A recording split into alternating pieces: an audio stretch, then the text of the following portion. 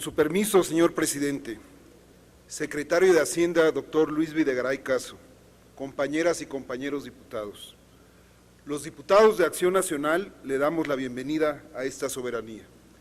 Sin duda, esperamos que en esta ocasión sí asuma la comparecencia con la autocrítica necesaria para que en conjunto el Gobierno federal y el Poder Legislativo podamos aprobar un paquete económico acorde a las necesidades de nuestro país. Esperamos que nos pueda explicar qué es lo que ha sucedido en el transcurso de todo este tiempo donde las expectativas de crecimiento y desarrollo eran altas. Por eso, señor secretario, deseo que con alto sentido de responsabilidad responda puntualmente a las preguntas que hoy le hacemos con el propósito de aclarar temas importantes que han afectado el desempeño de nuestra economía en los últimos meses y que seguramente continuarán para el próximo ejercicio fiscal. Tan frustrante es la propuesta del paquete económico que nos envía, que teniendo aprobadas reformas estructurales en materia fiscal, sigue apostando por recaudar más impuestos a costa de los mismos contribuyentes. Los diputados de Acción Nacional no compartimos ni su visión de país ni sus medidas de política económica.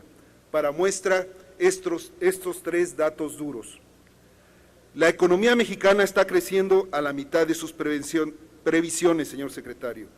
Constantemente tenemos que aguantar ajustes a la baja y estos ajustes pegan en los mercados y en la confianza de la gente. El peso sigue devaluándose frente al dólar. La devaluación suma ya más de 32% en esta administración y nuestras previsiones no son optimistas como las suyas. Pregunto, ¿cómo le va a hacer, señor secretario, para que regresemos a 15.9 pesos por dólar en promedio en el 2016? La gran cruzada para combatir el hambre y la pobreza quedó en retórica. Hoy tenemos 2 millones de pobres más que en el 2012. En tanto que la población que gana menos de 3 salarios mínimos va en aumento. Presentaron una ley de ingresos puntualizando que el próximo ejercicio fiscal los ingresos petroleros representan el 18% de los ingresos totales del gobierno federal y que caminamos hacia un gobierno que dejará de depender del petróleo, ya que estos disminuirán 30% en comparación con el presente año. Quiero decirle, señor secretario, que en Acción Nacional no permitiremos que con discursos falsos y bajo el amparo de la demagogia política busquen confundir una vez más a la sociedad. Esta reducción se explica porque los pronósticos de producción de petróleo y su precio, con todo y reforma energética, vienen a la baja desde hace muchos meses. Un tema que es preciso aclarar tiene que ver con los ingresos por venta de gasolina y diésel. En el 2016, dichos ingresos crecerán más de 193,000 millones de pesos, lo que nos deja claro que apuestan por aplicar una política de recaudación fácil y directa que seguramente terminará afectando los bolsillos de los mexicanos. ¿Cuáles son los pronósticos del precio de la gasolina para el próximo año? Tal parece que en materia fiscal se siguen empeñando en hacer difícil lo que es fácil. Es preocupante que los contribuyentes que cumplen en tiempo con el pago de sus impuestos no sean correspondidos por su gobierno con un planteamiento de reforma fiscal acorde a sus niveles de ingresos y posibilidades de pago. Lo que necesitamos es generar condiciones para continuar incentivando al sector productivo, como bajar el IVA en la frontera, o devolver el IVA en tiempo y forma y no un año después. Pero en cambio,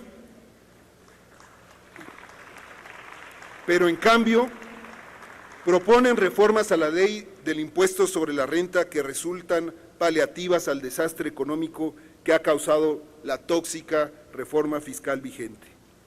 Por otro lado, secretario, me gustaría que nos aclarara cuál es la postura que asumirá el gobierno federal ante las señales que la FED ha dado de incrementar para fines de año la tasa de interés hasta en un 0.25 y ante la volatilidad que sugiere el tema en economías emergentes como la nuestra, ¿Cómo afectará el marco macroeconómico que nos proponen en los criterios generales de política económica? Quiero terminar mi intervención diciendo que Acción Nacional, bajo ningún motivo, permitiremos que recauden más recursos a costa de aplicar una política fiscal de corte terrorista, donde sigan pagando más impuestos los mismos de siempre. Por eso queremos ser claros y puntuales al decir que una vez más estamos a tiempo de corregir la ley de ingresos en donde haga falta. Nuestro partido está en la mejor disposición de enmendar la plana, pero no con pronósticos erróneos, no con misceláneas fiscales a medias, ni con decretos que no logran corregir el problema de fondo. No necesitamos más reformas recaudatorias ni propuestas que afecten los ingresos reales de las familias mexicanas. Necesitamos soluciones prácticas que den viabilidad a un verdadero proyecto de nación. Agradecería en consecuencia responda a las preguntas que le he planteado. Es cuanto. Gracias, diputado Rivera. Tiene la palabra señor secretario Videgaray, hasta por 5 minutos para dar respuesta. Gracias, presidente. Gracias, diputado Rivera. Me concentro en las 3 preguntas que usted me hizo con respecto al pronóstico en la ley de ingresos del tipo de cambio, con respecto al precio de la gasolina y lo que refiere a las tasas de interés en los mercados internacionales. Con respecto al tipo de cambio, como usted lo sabe, y estoy seguro que además coincide con ello, el tipo de cambio desde el año 1995 no lo fija el gobierno, no lo fija ni la Secretaría de Hacienda ni el Banco de México.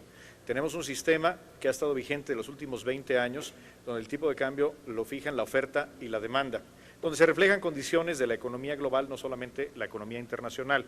¿Por qué propusimos el 8 de septiembre un tipo de cambio de 15.9?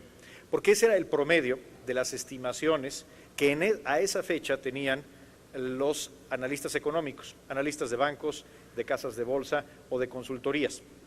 Creo que algo que recomendamos hacer a la Cámara de Diputados, como se ha hecho en ocasiones anteriores, es que conforme evolucionen los pronósticos de los analistas de mercado, al momento en que se apruebe la ley de ingresos pueda modificarse, en caso de que fuera necesario, al alza o a la baja, esta estimación.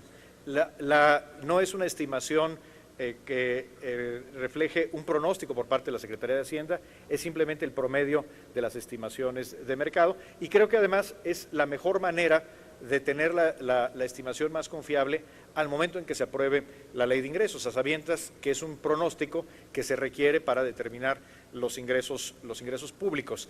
Cabe destacar que el efecto neto de estimar un precio más alto del peso frente al dólar, es decir, una mayor depreciación cambiaria, implica mayores ingresos públicos. Por lo tanto, en este caso, ser conservadores en materia fiscal es tener un precio del peso mexicano frente al dólar estadounidense con un sesgo a la baja. Pero eso es una decisión que habrán de tomar ustedes en la dictaminación de la ley de ingresos. Con respecto al precio de la gasolina, lo que estamos proponiendo es precisamente iniciar ya el proceso de salir de un precio controlado, un precio que pueda determinarlo el gobierno federal, como ha venido ocurriendo en México desde hace 30 años o más.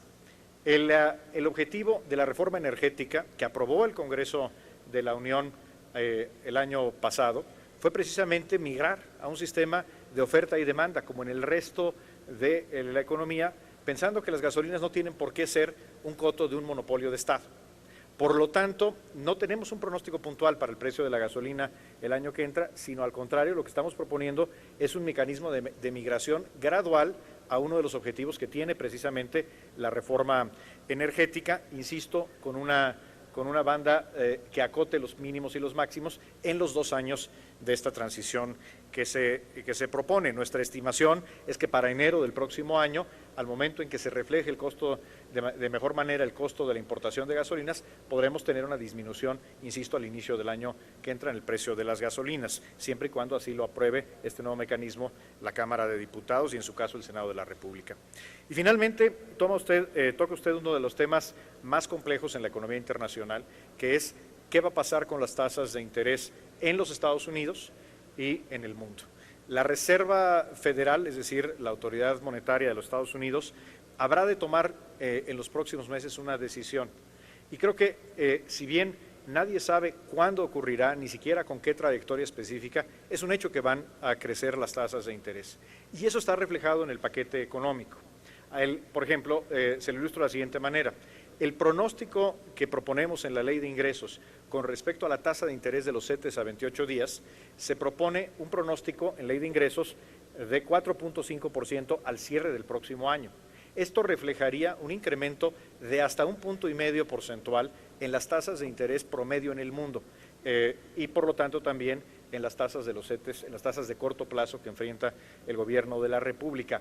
No podemos asegurar si esta trayectoria ocurrirá, si las tasas de interés de la Reserva Federal van a subir en octubre, en diciembre o hasta el año que entra. La curva de futuros de tasas de interés en los mercados está incluso anticipando que esto podría ocurrir hasta mayo del año que entra, según las estimaciones del día de ayer.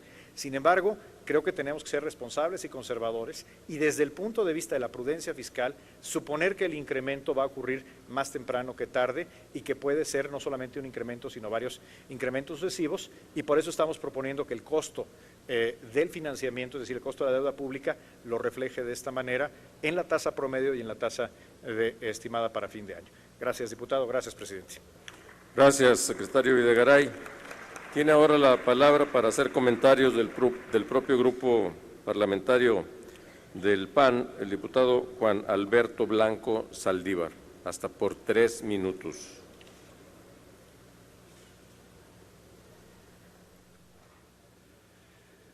Buenas tardes, compañeros diputados, compañero diputado presidente, mucho gusto en saludarle y feliz cumpleaños.